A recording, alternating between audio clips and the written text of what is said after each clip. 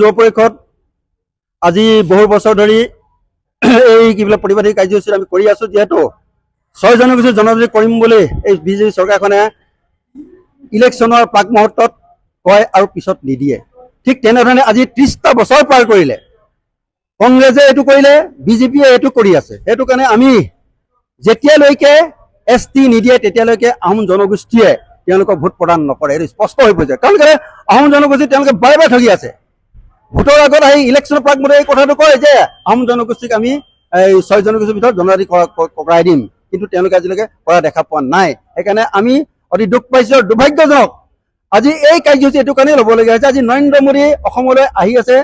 তেখেতৰ আগমনত আমাৰ তাহিম যুৱ পৰিষদৰ উদ্যোগত তাহিম যুৱৰ প্ৰচেষ্টাত অসমৰ বিভিন্ন প্ৰান্তত তাহিম যুৱ পৰিষদৰ উদ্যোগত এই প্ৰতিবাদী কাৰ্যসূচী গঢ়ি তুলিবলগীয়া হৈছে। যিহেতু নৰেন্দ্ৰ মোদী নিজ মুখেৰে কৈছিলে যে 6 মাহৰ ভিতৰত আহোমসকলক জনজাতিকৰণ দিয়া হ'ব। এনেকুৱা মিছলীয়া প্ৰধানমন্ত্ৰী আজি এই টাইম যুৱ পৰিষদ টাইম জনগোষ্ঠীটোৱে বহুত বেয়া পাইছে, দুখ পাইছে। কিয়লে তেওঁলোকে ভোট লোৱাৰ আগত কৈছিল যে আমি জনজাতিকৰণ কৰি দিম, কিন্তু এতিয়ালৈকে কৰি দিয়া দেখা নগ'ল।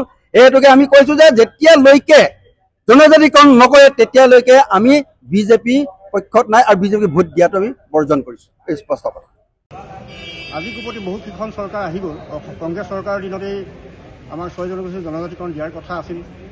কংগ্ৰেছ চৰকাৰ গ'ল, বিজেপি চৰকাৰ আহিলে। বিজেপি চৰকাৰ অহাৰ লগে লগে নৰেন্দ্ৰ মোদী ডাঙৰীয়াই আমাক কৈছিল যে আমাৰ চৰকাৰ অহাৰ লগে লগে 6 জনগোষ্ঠী জনজাতিকৰণ দিম, কিন্তু আজি কোপতি তেওঁলোকে 6 জনগোষ্ঠী জনজাতিকৰণ দিয়াৰ কোনো ব্যৱস্থা নকৰিলে। যিহেতু যোৱা পৰহি দিনা আৰু যোৱাকালি আমি সামাজিক মাধ্যমত দেখিবলৈ পাইছোঁ হিমন্ত বিশ্ব শৰ্মা ডাঙৰীয়াই ডিঙিত ফুলাই ফুলাই তেখেতে কৈছে 6 জনগোষ্ঠী জনজাতিকৰণ আমি দিয়াৰ কোনো আমাৰ অসুবিধা নাই, কিন্তু 6 জনগোষ্ঠী দিয়াৰ ক্ষেত্ৰত আমাৰ কেইটামান জনগোষ্ঠী আমাৰ বিৰোধিতা কৰি আছে। সেই বিৰোধিতা কৰাৰ বাবে আমি সকলোকে সমান্তৰালভাৱে সকলোকে মীমাংসাৰে আলোচনা কৰি আমি 6 জনগোষ্ঠী জনজাতিকৰণ দিম। কিন্তু যিকেইটা কোনো জনগোষ্ঠী যাতে অসুবিধা নোহোৱাকৈ তেওঁলোকে জনজাতিকৰণ দিয়াৰ কথা কৈছে, কিন্তু মই ক'ব বিচাৰিছোঁ বা আমি ক'ব বিচাৰিছোঁ 6 জনগোষ্ঠী জনজাতিকৰণ দিয়াৰ ক্ষেত্ৰত অসমত অন্যান্য জনগোষ্ঠীৰ কোনো অসুবিধা হোৱাৰ আমি পৰিলক্ষিত নহয় আৰু তেওঁলোকে দিব অসুবিধা হ'ব বুলি আমি নাভাবোঁ। যিহেতু আমি জন্মস্বত্ব অধিকাৰ হিচাপে আমি জনজাতি হয়, জন্মস্বত্ব অধিকাৰ হিচাপে আমি জনজাতিৰ যি মৰ্যাদা আমি বিচাৰিছোঁ, এই 6 জনগোষ্ঠী জনজাতিকৰণৰ ক্ষেত্ৰত তেওঁলোকে যদি পদক্ষেপ হাতত নলয়, ইলেকশ্যনৰ পূৰ্বে নিৰ্বাচনৰ পূৰ্বে তেওঁলোকে যদি 6 জনগোষ্ঠী জনজাতিকৰণ নিদিয়ে তেতিয়াহ'লে আমি বিক্ষোভ কাৰ্যসূচী ধৰণৰ ল'বলৈ বাধ্য হ'ম। আৰু কথা হ'ল আজি এই 6 জনগোষ্ঠীৰ নামত আমাৰ টাই আহোম জনগোষ্ঠীটোৱে যি আজি ইয়াত কমকৈ হ'লেও সংখ্যক মানুহে উপস্থিত হৈ প্ৰতিবাদ সাব্যস্ত কৰিছে, তেওঁলোকে নাভাবিব যে এই কম সংখ্যক মানুহে প্ৰতিবাদ কৰাৰ বাবে যে আমাৰ ইয়াত কোনো শক্তি নাই বুলি, কিন্তু শক্তি প্ৰদৰ্শন কৰাৰ আমাৰ ক্ষমতা আছে। টাই আহোম জনগোষ্ঠী আমাৰ 600 বছৰ ৰাজত্ব কৰা এটা জাতি, যিটো জাতি আমাৰ ৰাজকীয় জাতি। এই ৰাজকীয় জাতি আমি বিভিন্ন ধৰণৰ কাৰ্যসূচী আমি ল'ব পাৰোঁ। ইচ্ছা কৰিলে আমি চৰকাৰো আমি বদলি কৰাৰ ক্ষমতা আমাৰ হাতত আছে। গতিকে তেওঁলোকক আমি পুনৰবাৰ আমি ক'ব বিচাৰিছোঁ 6 জনগোষ্ঠী জনজাতিকৰণ অতি শীঘ্ৰে আমাক প্ৰদান কৰক, নহ'লে আমি অহা নিৰ্বাচনত আমাৰ টাই আহোম জনগোষ্ঠীৰ য'ত আমাৰ জনগোষ্ঠীৰ লোকসকল আছে সকলো ঘৰে ঘৰে গৈ সকলো জনবসতি স্থানত আমি গৈ পেলাই তেওঁলোক আমাৰ বিৰোধিতা কৰিবলৈ আমি বাধ্য হ'ম। 2014 চনতে যেতিয়া বিজেপি চৰকাৰ গাদীলৈ আহিছিলে তেওঁলোকে আমাক প্ৰতিশ্ৰুতি দিছিলে যে আমি গাদীলৈ শাসনৰ ভাৰ লোৱাৰ লগে লগে আমি আপোনাক 6 জনগোষ্ঠী জনজাতিকৰণ কৰিম, আৰু সেই প্ৰতিশ্ৰুতি বৰ্তমান আমি দেখিবলৈ পাইছোঁ যে এয়া মিছাত মানে প্ৰতিফলিত হৈছে। আৰু প্ৰত্যেকবাৰে ইলেকশ্যনৰ আগে আগে আমাক সিহঁতে এই প্ৰলোভন দিয়ে আপোনালোকক জনগোষ্ঠীকৰণ কৰিম, আপোনালোকে আমাক ভোট দিব।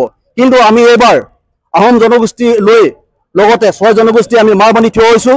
কোনোপধ্যেই আমাক প্ৰথমতে জনজাতিকৰণ লাগিব, তাৰ পিছতহে আমি ভোটৰ কথা চিন্তা কৰিম।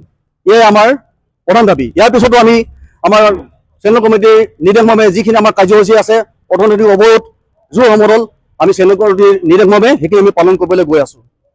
এয়া এখন নাটক, এখন ভেষবনা। প্ৰত্যেকবাৰে বিজেপি চৰকাৰে আগৰ 15 বছৰৰ দিন কংগ্ৰেছৰ চৰকাৰে আমাক এনেকৈ ধৰণৰ জনজাতিকৰণ দিম বুলি কৈ আমাক নিদিয়াৰ কাৰণে ৰাইজে এই গাদীচ্যুত কৰিলে কংগ্ৰেছ চৰকাৰক।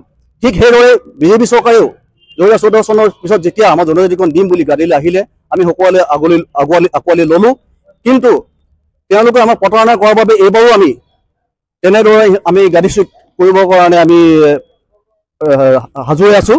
আৰু আপোনালোকে সকলোৱে লক্ষ্য কৰিছে আমি ক্ৰমান্বয়ে যিটো গণতান্ত্ৰিক আন্দোলন আমি কাৰ্যসূচী কেইবালানি লৈছোঁ, আৰু আমি পৰৱৰ্তী যিখিনি কাৰ্যসূচী সেইখিনি আমাৰ কেন্দ্ৰীয় সমিতি নিৰ্দেশমৰ্মে আমি ল'ম।